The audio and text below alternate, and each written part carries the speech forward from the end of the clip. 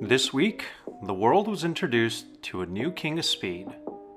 The SSC Tuatara has officially been crowned the fastest production car in the world, clocking in an average speed of 316 miles an hour across two up and downwind runs with a single direction top speed reaching a peak of 331 miles per hour.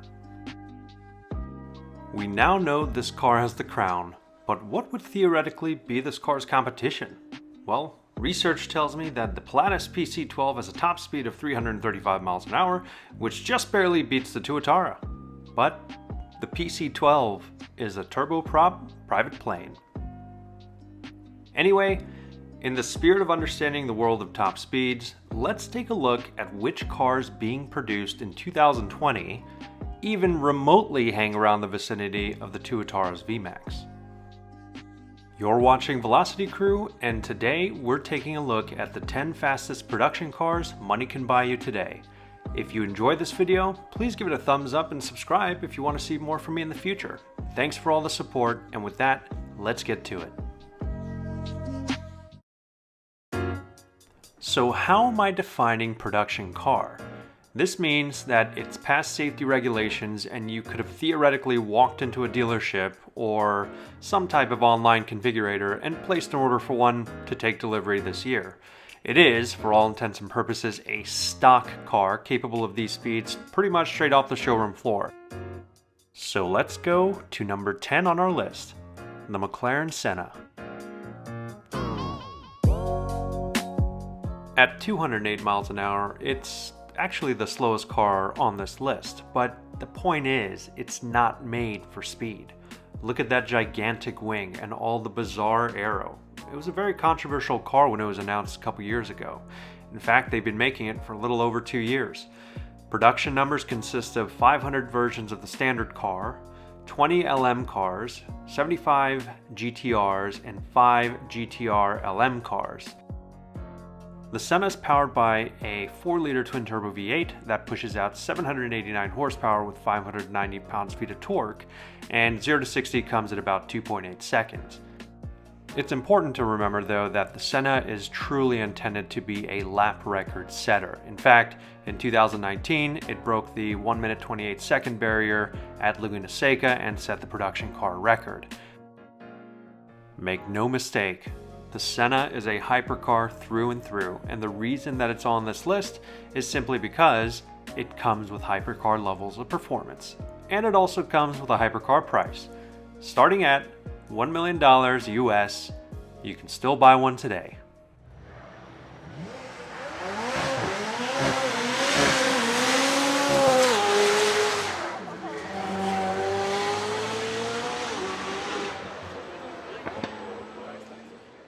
And next up at number 9 on our list is the Pagani Huayra BC Roadster, coming in at 210 miles an hour. The Huayra BC Roadster is essentially a super lightweight track-oriented version of the standard Huayra BC. They were making the coupe until 2019, and the Roadster has now assumed primary production. Most people thought the BC stood for bare carbon, but it really is the initials of Pagani's first paying customer from years back, and Horacio Pagani just wanted to pay tribute to his friend. Production is limited to only 40 examples of the BC Roadster, each starting at $3.4 million. Power plant consists of the 6-liter twin-turbo Mercedes-AMG V12, putting out 789 horsepower, 738 pounds-feet of torque, and 0 to 60 comes in 3.3 seconds. Again, 210 mile an hour top speed is simply a byproduct of being a hypercar. And good lord, would you just look at it. It has comfortably and firmly earned its place, a spot on this list.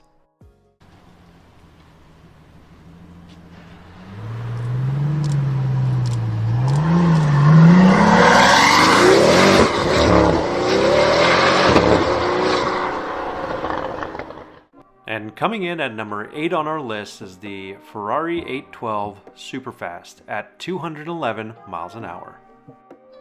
As the replacement to the Ferrari F12, the 812 Superfast started production in 2018, and at $338,000, it's one of the cheaper cars on this list, but it does fill the quintessential role of big-bodied, front-engine V12 GT cruiser that can lay down ridiculous lap times from Ferrari. And it's powered by arguably one of the greatest engines created, the 6.5-liter naturally aspirated V12 from Ferrari. And it makes 789 horsepower, 530 pound-feet of torque, and 0 to 60 comes in just 2.8 seconds. And get this, it is the most powerful naturally aspirated engine ever made.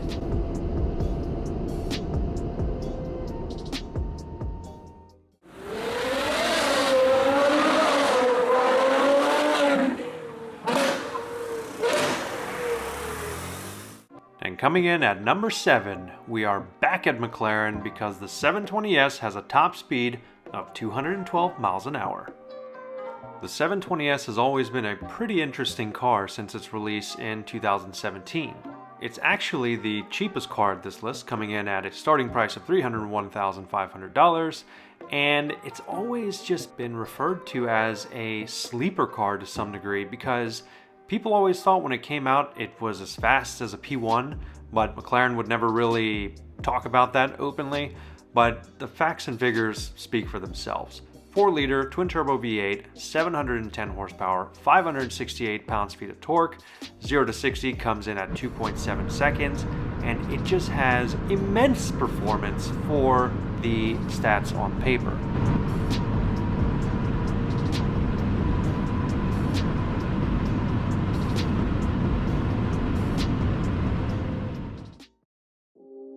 Heading into number 6, we have the Ford GT coming in at 216 miles an hour.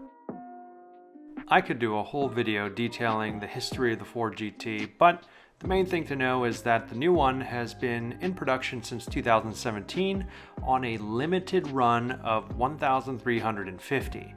Now, the starting price for the 2024 GT is $500,000.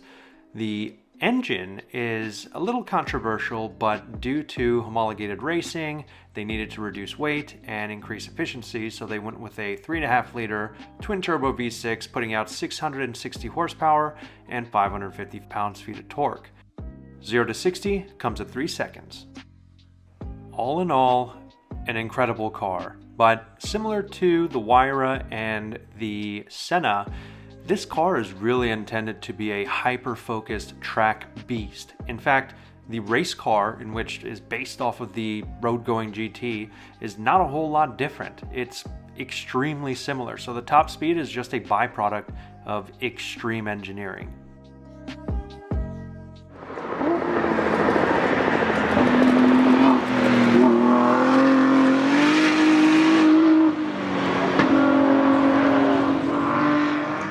Next up at number 5 is the Lamborghini Aventador SVJ at 219 miles an hour.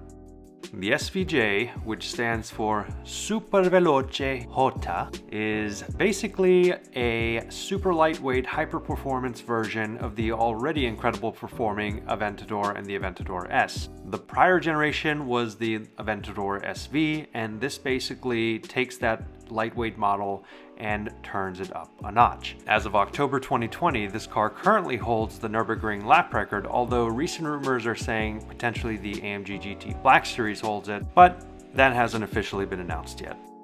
The SVJ has active aerodynamics via the ALA system, which we first saw on the Lamborghini Performante, which essentially channels air differently through internal valves within the rear spoiler and different air ducts, and it is just an overall extremely advanced piece of technology and engineering from Lamborghini. Let's talk power. The SVJ is powered by a 6.5-liter naturally aspirated V12, coming just a little short from the 812 Superfast at 759 horsepower and 531 pounds-feet of torque. Thanks to its all-wheel drive, 0 to 60 comes at a blistering 2.7 seconds. And of course, all of this comes at a price, specifically starting at $521,265.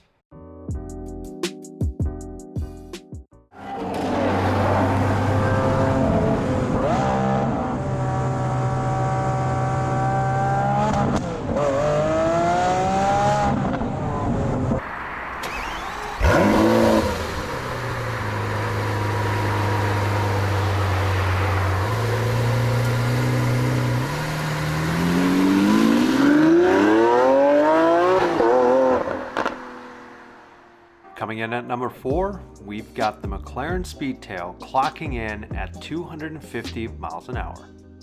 There's a lot I can say about the Speedtail, and you've probably already heard it all, so I'll keep it to the highlights. Production has started on this car and clients have already started taking delivery as of 2020.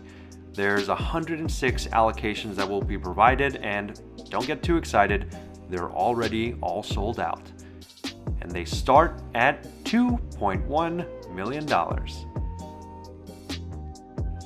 So what makes the Speedtail special? Well, first of all, it is an extreme luxury top speed GT cruiser, which basically means it's not only the fastest car that McLaren has ever made, but it is the second car after the McLaren F1 to have a center position seating layout. And it has definitely been styled as if it's something from the future. I mean, just take a look at it. As far as power plant, the Speedtail has a 4-liter twin-turbo hybrid V8 with 1,035 horsepower and 848 pounds-feet of torque. Being rear-wheel drive, this car hits 0 to 60 in 2.9 seconds. And the Speedtail goes from standstill to 186 miles an hour in only 12.8 seconds. To give perspective, the McLaren P1 did the same run in 16.5.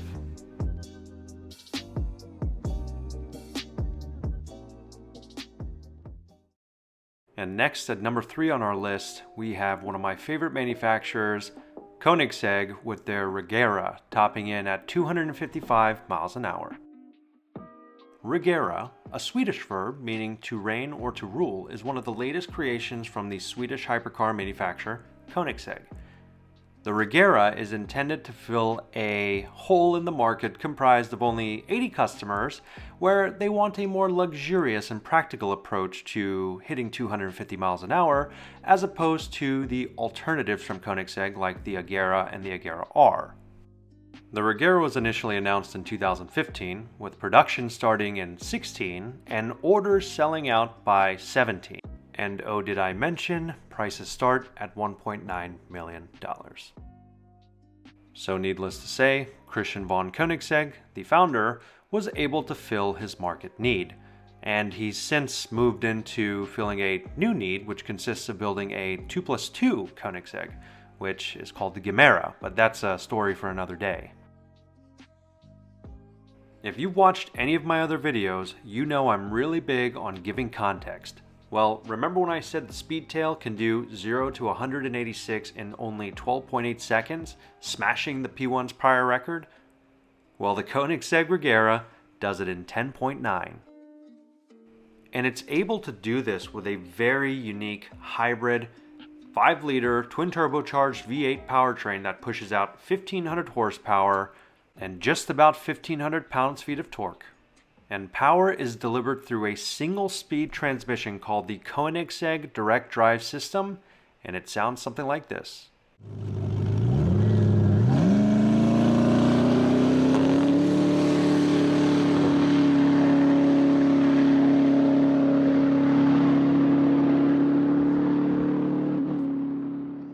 And at number 2, you knew it was coming, the Bugatti Chiron 300 Plus, clocking in 304 miles an hour. The Chiron 300 Plus is one of the most incredible cars ever created, and it's particularly one of my favorite cars simply because, well, just from a design perspective and an engineering marvel that it is, it's incredible. I absolutely love it. But when this car set the new production speed record and broke the 300 mile an hour barrier last year in 2019, I was actually in Germany when it happened.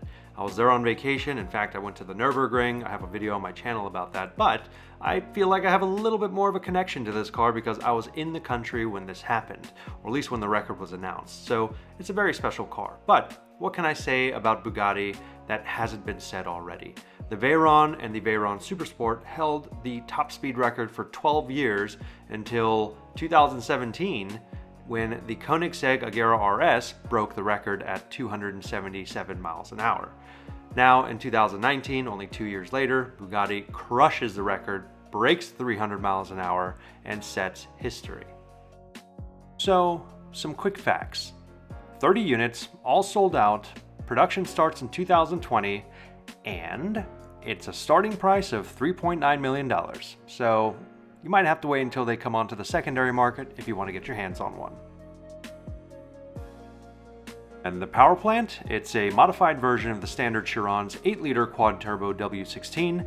This one puts out 1,578 horsepower with 1,180 pounds-feet of torque, and no, it is not a hybrid.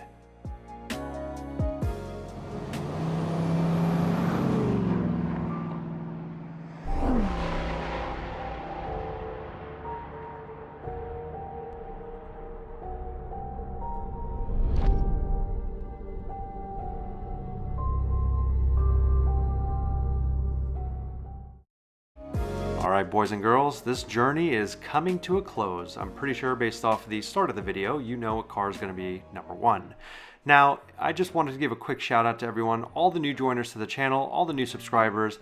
Really appreciate the support. If you like this video and you learned something new, definitely click that thumbs up button down below. And if you want to see more videos from me, subscribing really helps the channel. So once again, thank you so much. Now let's get to number one. The SSC Tuatara. Top speed, 316 miles an hour. So let's talk about some of the specs of the Tuatara. Customer deliveries started taking place in 2020. There were 100 cars that are planned to be made.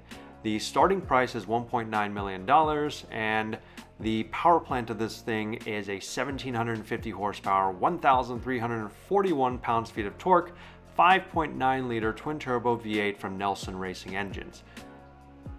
0 to 60 takes place in 2.3 seconds. Anyway, so this is where the interesting news comes into place, because the Tuatara, as of today, October 26, has come into some interesting criticism originating off of the YouTuber Shmee150's channel. And I'm not trying to get into any potential gossip or conspiracy theories here, but a claim has been made that based off of some Google Maps and some mathematics, that potentially the numbers reported by SSC may be a little inflated and the car did not actually achieve the speed that they said it did.